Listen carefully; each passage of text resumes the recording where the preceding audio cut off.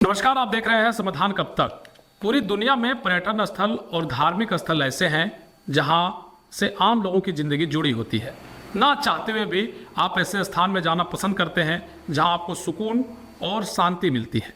पर ऐसे स्थान का विकास होना जरूरी होता है, तभी आप वैसे जगह का आनंद ले पाते हैं, समझ पाते हैं जो बेहद ऐतिहासिक होता है, सुंदर होता है, आपके जीवन में उसका मूल्य होता है।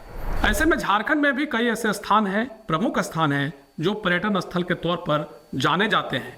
यहाँ पर्यटन स्थल के साथ साथ धार्मिक स्थल भी हैं जिससे देश दुनिया का लगाव है। अब आप कहेंगे कि इन सब बातों का जिक्र हम आपसे क्यों कर रहे हैं। दरअसल इन स्थानों पर आप सड़क मार्ग से ही पहुँचते हैं। ऐसे में ज़रूरी यह है कि इन स्थानों का विकास किया जाना चाहिए। इसके लिए ज़रूरी है कि यहाँ की रोड कनेक्टिविटी बेहद मजबूत हो, बेहद सुगम हो, तभी लोग आसानी से पहुंच पाएंगे और उन्हें जाने की इच्छा भी होगी। रोजगार के दृष्टिकोण से भी पर्यटन स्थल और धार्मिक स्थल बेहद महत्वपूर्ण होते हैं। तो ऐसे में झारखंड के लिए एक अच्छी खबर है। झारखंड के सभी प्रमुख पर्यटन स्थल के बीच आसान और तेज आवागमन के लिए 4 लेन कनेक्टिविटी का रोड मैप तैयार किया गया है। मुख्यमंत्री हेमंत सोरेन के निर्देश पर पथ निर्माण विभाग टूरिस्ट कॉरिडोर और हॉली टूरिस्ट कॉरिडोर को आकार देने में जुटा है।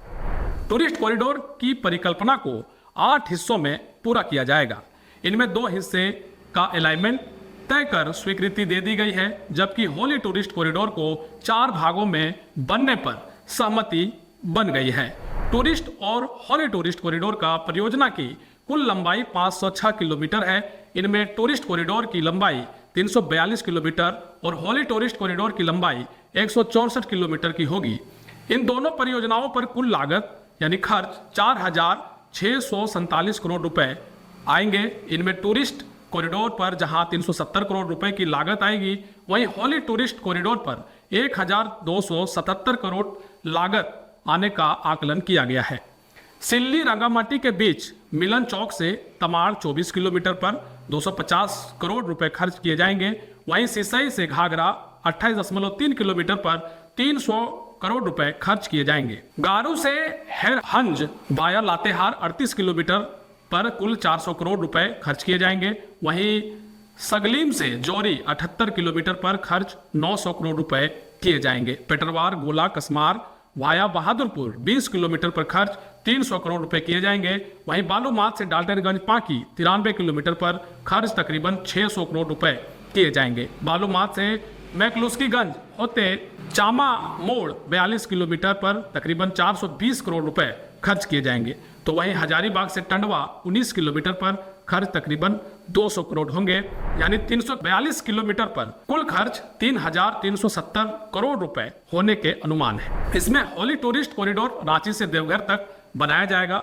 4 हिस्सों में बनने वाले 164 किलोमीटर लंबे हॉली टूरिस्ट कॉरिडोर का निर्माण रांची के ओरमांझी से शुरू होकर गोला, रजरप्पा, गोमिया के रास्ते डुमरी से गिरिडीह होते हुए देवघर तक 4 लेन होगा।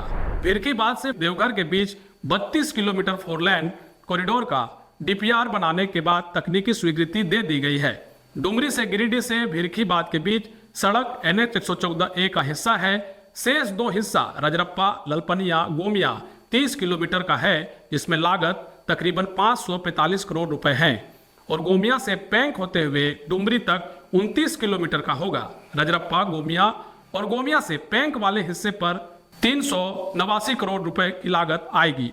इसका 17 किलोमीटर हिस्सा ग्रीन फील्ड होगा।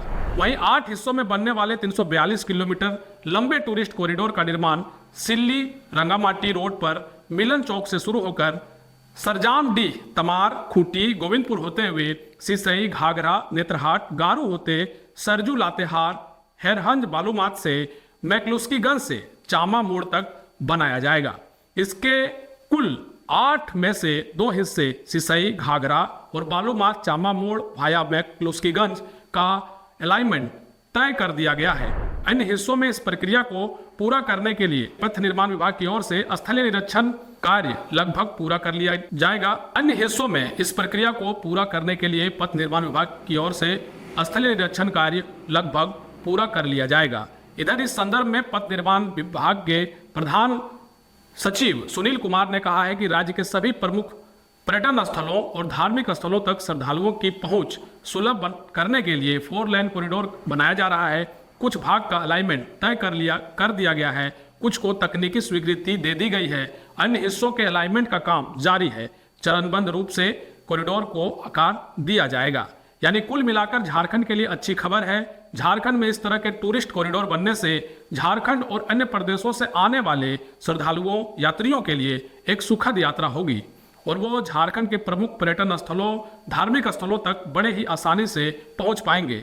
झारखंड में वैसे तो बहुत कुछ है जिसे जानने और समझने का मौका अब आसान होने वाला है और ये खबर भी आप लोगों के लिए एक खुशखबरी जैसा है।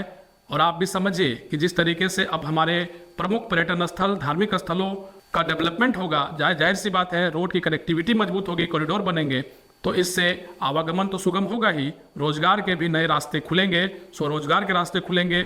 यानी जिन स्थलों पर इन सभी चीज़ों का डेवलपमेंट होता है उसके आसपास और रोड के ठीक किनारे भी आप देखे होंगे कि कई दुकानें खुलती हैं, कई लोगों के रोजगार बढ़ते हैं, इससे रोजगार के रास्ते भी खुलते हैं। तो चलिए इस खबर के साथ हम आप लोगों के बीच आए थे, एक अच्छी खबर के साथ आप लोगों के बीच आए थे। मिलेंगे हम अगली खबर में, देखते रहिए समाधान। कब तक, शुक्रिया।